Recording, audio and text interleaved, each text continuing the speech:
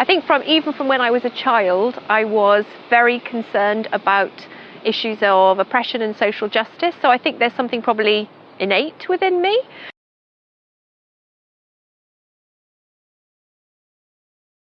I think I probably come from a family where we always had this kind of discussion about what was right and what was wrong, and understood, that everybody should be treated with respect and equally.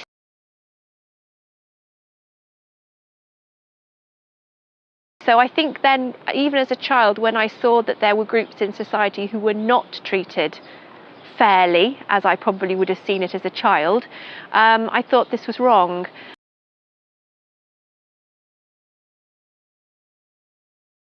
I think the disability interest in particular, because obviously I started as a sociologist, so I'm interested in all forms of social inequality and concerned about them. But the disability focus really came from my experiences of working with the People First organisation, which, as you may know, is a global network of organisations that are run by people with a learning difficulty. That's the phrase that they have chosen themselves. Internationally, it may be termed cognitive impairments, intellectual disabilities, learning disabilities, but they have chosen the term learning difficulty.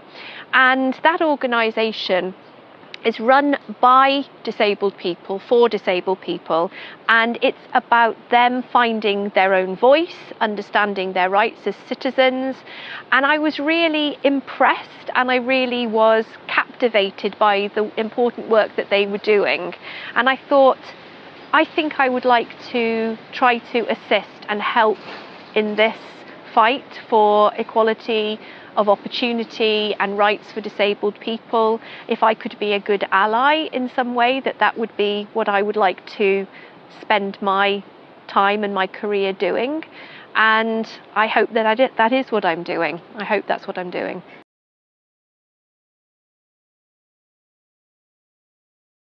The way that the world is built around some kind of mythical, and I say mythical because I think it is, able-bodied norm, or this kind of idealized human being who has a certain set of abilities, is so arbitrary. Who's determined that? It's something actually that affects all of us, whether we identify as disabled or non-disabled. There are these ability expectations placed on us, which I think are at times quite oppressive on all of us, actually. So yes, I think it is something that I feel myself as much as I feel it for disabled people, who I think experience it much more acutely than many others, because those ability norms and expectations are really at the heart of what I would argue they're at the heart of what leads to disability, discrimination, and to disableism, because it is those people, I think, who are furthest away from this socially constructed idea of what a human being should be and what they should be able to do, who are experiencing very great disadvantage. But the thing about ableism as well is that it's intertwined, I think, with sexism, with racism. There's a kind of colonial history there attached to it, so that there is this ideal person. And what is that ideal person? Well, it's a man. It's an able-bodied man. It's a white man very often. It's somebody who's tied to their nation. I mean, this may be a little bit of a detour from your question, but it's of interest to me, for example, that the dictionary definition of able-bodied that you'll often find, in addition to having lots and lots of terms that are about, being a strong person and a capable person and all the things that we might expect, problematic as they are, also they'll have a key phrase or something like that which explains how you use the word. And one of them, in one of the big dictionaries, says that an able-bodied person is a man who fights for his country. So when I read things like that, I feel annoyed, quite frankly. So you're asking about feelings. I think this is wrong. Why is it articulated like this? Why is it understood in this way? It excludes so many people from that notion of the able-bodied norm.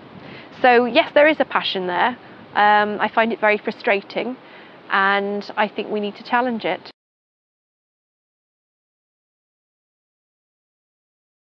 Well, I think that my training as a sociologist, first and foremost, is absolutely crucial here in that story. I mean, I think obviously I've always been questioning of things myself. So as I said, as a child, I remember questioning why it is that some children behaved in particular ways. So I was talking to you yesterday, and I spoke about this experience of bullying that I'd had as a young person, from a child who was themselves being bullied at home, who had a very unhappy childhood. Now, this is not a story around disability per se, but it was about understanding how, life can shape the way that people behave. And I think that kind of understanding of the fact that not everybody has the same chances in life, starts from the same point in life and has the same opportunities that perhaps I did, because I was very lucky. I had a lovely family.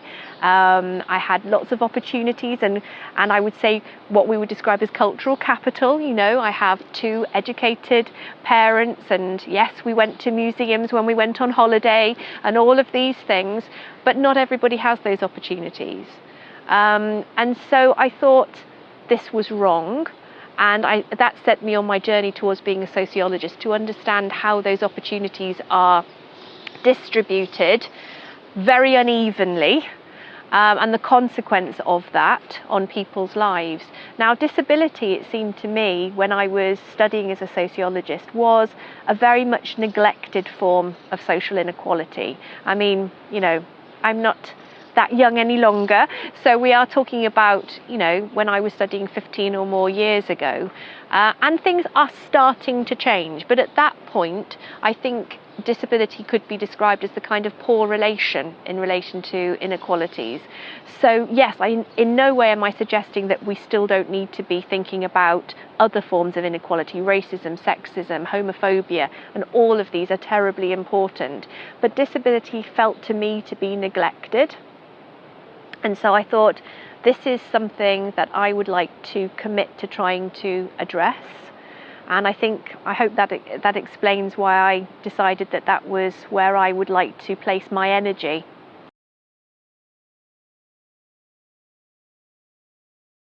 Am I permanently uncomfortable in the role? Yes. And I would say I should be.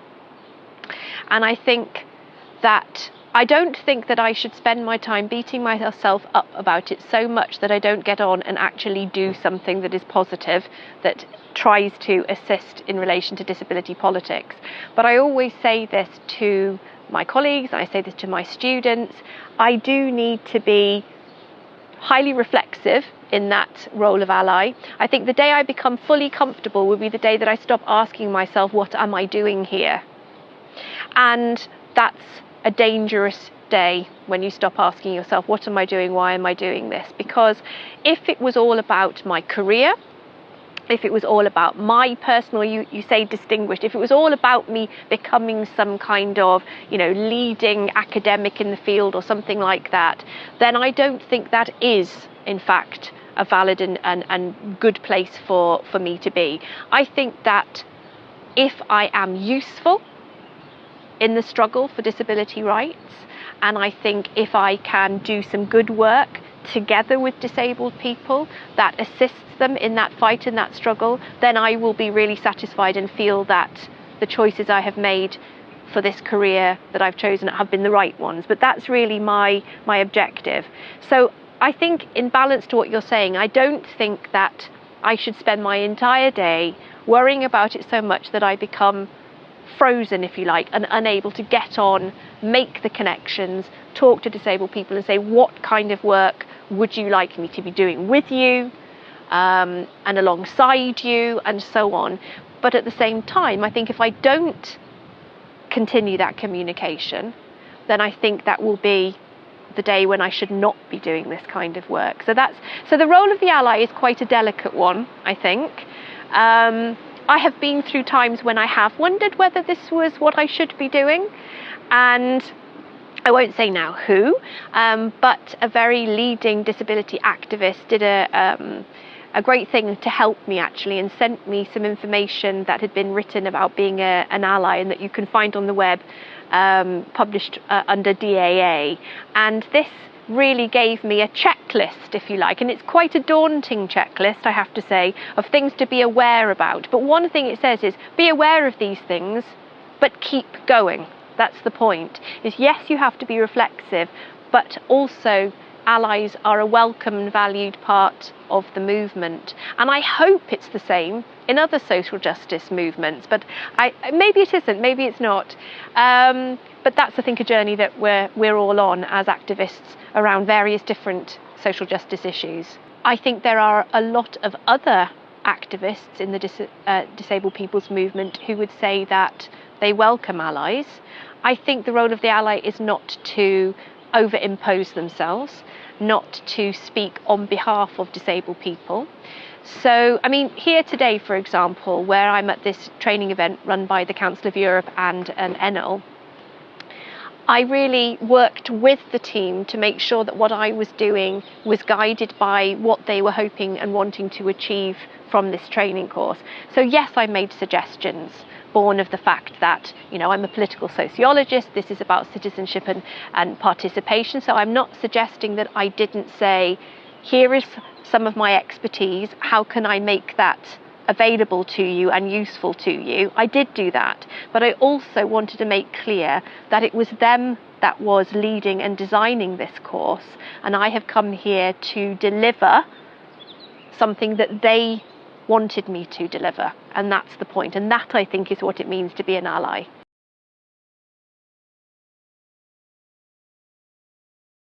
Poverty. I think I would have to say that. I mean, obviously, if we take this at a more meta level even than that, I would say that it was, I could don a sort of Marxist position here and say that capitalism, neoliberalism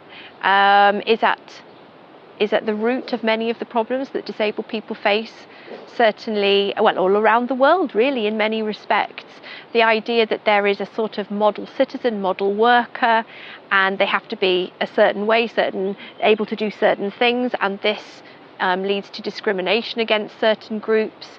There are these bigger processes at play for sure, but poverty is a very significant issue globally for disabled people. I mean, even in the UK, where, you know, we have our greatest awareness perhaps, I think it's about 40% of families where there is a disabled member are living in poverty. I mean, this is a very significant, very high number. And of course, with that becomes a reduction in the opportunities afforded to those people as to where they live, how they live, what they're able to do within their life, and the opportunities that are afforded to them. So that's a very significant problem. But of course, the other one is how we understand what disability is within society. I am personally very committed to the political efficacy and power of the social model of disability, which I think as an activist tool, and that's effectively what it is. I think sometimes we try to over-academicize it.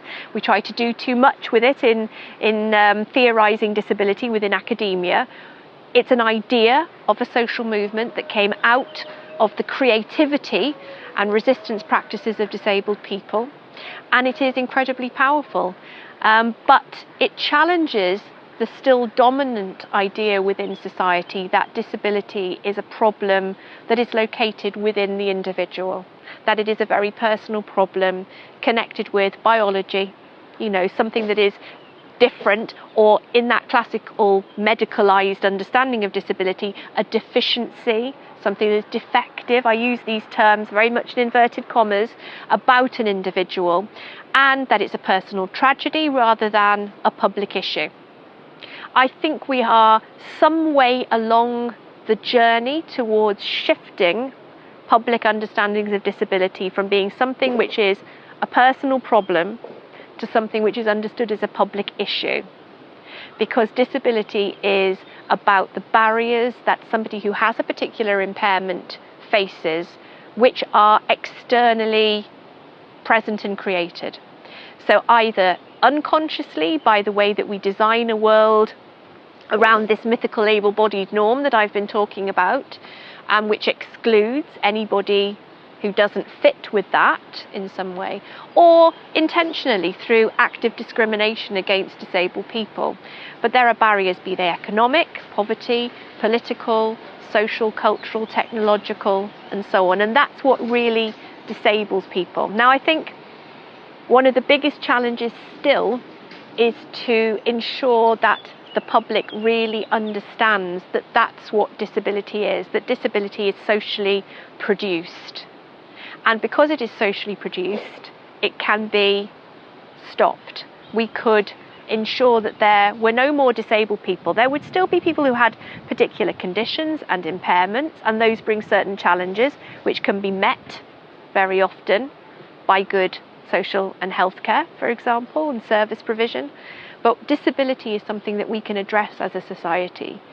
I think thanks to the important work of disability activists, we are some way along the journey to ensuring that policymakers and other people of influence do understand that. But around the world, we have some way to go to ensure that that's the way that people are thinking, operating, and working.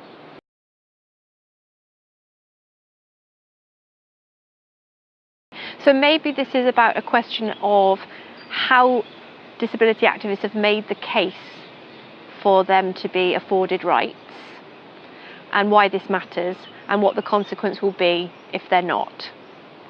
Well, I think they've done this in many different ways.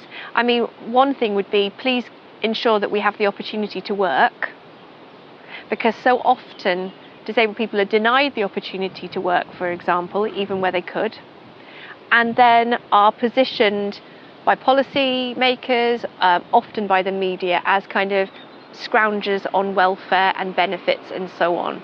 So I think that people have been saying, well, you know, we wouldn't be in that situation if we were actually afforded the education and the opportunities and the training, and then obviously we had equality of opportunity within the labour market.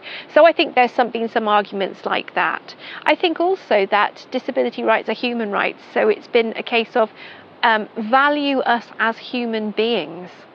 And we should be. So even somebody who is not able to work, for example, may be able to make a valuable contribution to their family, their community, and so on. I think because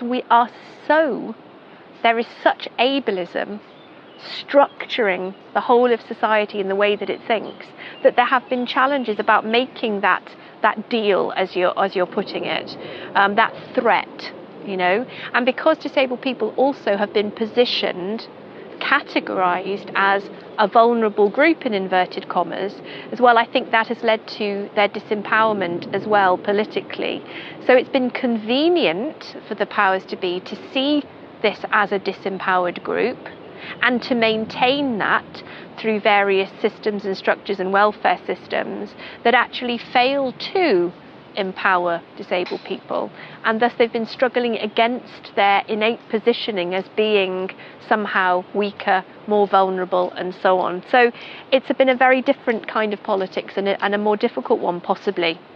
I'm not sure, but I mean, I don't think we should be comparing politics necessarily, but I think it's been a difficult argument to make.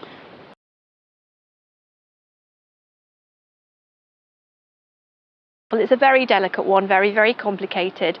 What concerns me is that what we find is that very often in the feminist discourse around this, there is the prioritisation of women's rights over any kind of awareness and discussion over the way in which that is framed, which can be quite ableist in its framing, in other words, and that they're missing the sensitivities around the disability politics here, that effectively this is about saying, let's eliminate disabled people, let's eliminate a particular type of impairment, a particular type of person from our society. So there are times when some of these social justice issues are in conflict as well.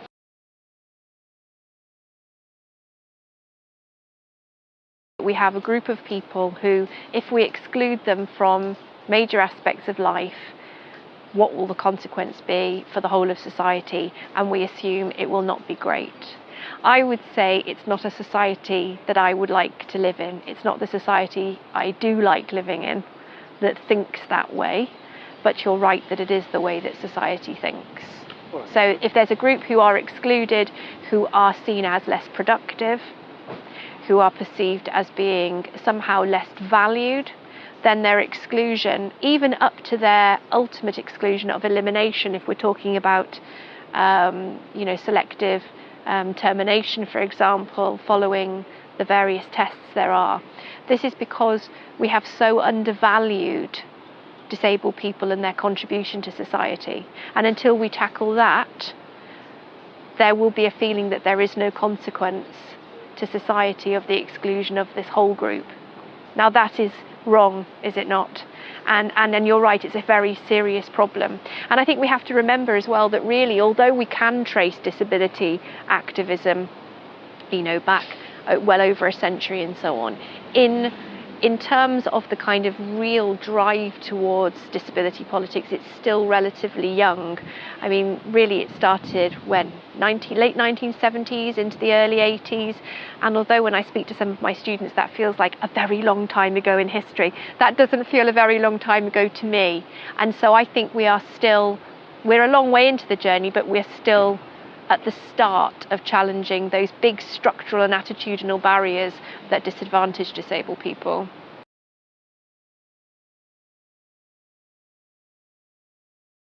We have at the moment a situation where there are many disability activists who are fighting very strongly for disability rights, but they're struggling with the fact that they themselves may need particular types of support that are being cut. So, when you're struggling to fill in your PIP form and go through that whole horrendous and distressing process, this is for the benefits that you receive as a disabled person in the UK, for example, then this can take a lot of energy. So I think it is sapping the energy of activists that they're having to fight in order to have the kind of service provision and support that they need and that they should have as a right. So that is true. Another angle would be that disabled people's organisations, I think around the world, but again I talk particularly here about the UK where I'm more familiar with their situation, are struggling for funds and to survive.